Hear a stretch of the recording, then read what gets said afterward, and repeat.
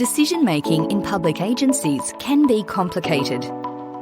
Even simple decisions impact on you and members of the community. So that's why good decision-making is so important. The first step is to use 4 key principles. When making a decision, public officers must be ethical, honest, fair, and impartial. You have a duty to manage resources effectively and efficiently. All public officers in state agencies, local councils, public universities and TAFEs must work within a legal framework. You are accountable for your decisions and must be transparent about how they are made. When you act or make a decision, you must also give proper consideration to the human rights of those affected. Record keeping helps improve your decision making, providing an explanation for your decision. This can be important if your decision is reviewed. You have a legal obligation to keep records at each stage of your decision making. Good preparation is the foundation of the decision making process. Make sure you understand the key issues and use the relevant legislation, policies and procedures. Always ask yourself, should I be the decision maker? Do I have the authority? To develop the decision, follow lawful, fair procedures, gather necessary information, and observe natural justice. In making the decision, you should find the material facts, correctly apply the relevant law to the facts, and reasonably exercise discretion. When the time comes to communicate the decision, make sure your reasons are clear, meaningful, and accurate. So remember, consider the policy, identify and weigh up what's relevant, and look at the impact of your decision. Now, let's look at what that might mean in practice. Claire is a new customer officer in her agency, responsible for booking events in parks. Can you help me sort out a booking? My wedding's coming up and I'd love to have it in the park. Claire is very happy to help and books the park on that day. Did Claire go through all the steps to make a good decision? Claire mentioned the booking to her manager. The manager identified what Claire missed. There's already another booking for that day. Now it's up to Claire to deliver the bad news to the bride-to-be.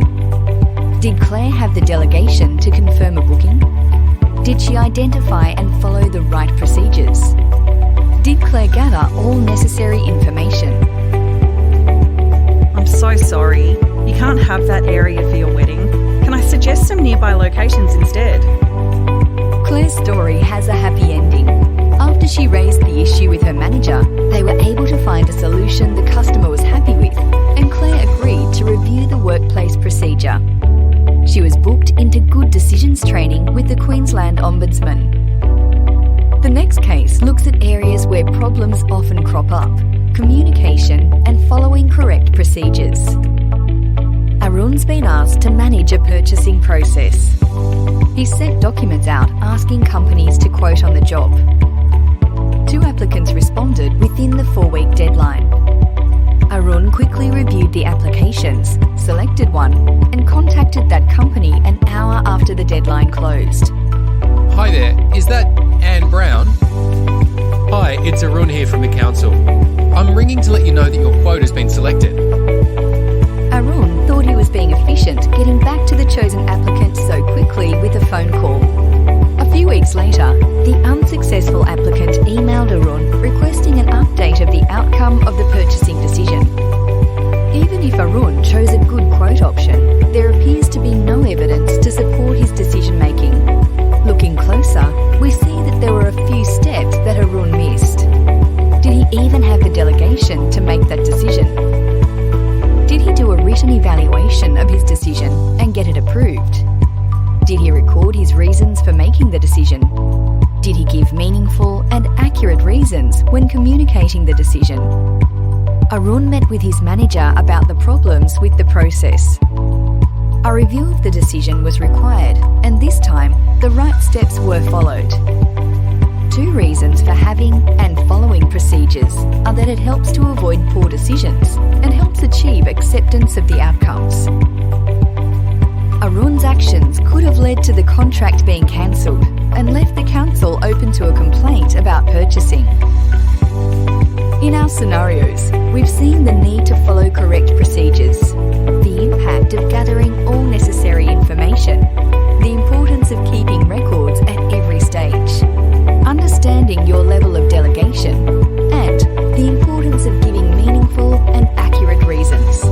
For more information about good decision making, the Queensland Ombudsman provides high-quality, low-cost training to all public sector officers.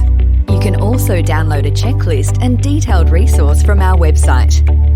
You can refer to these files when you prepare, develop, make and communicate your decisions. Contact us for more information.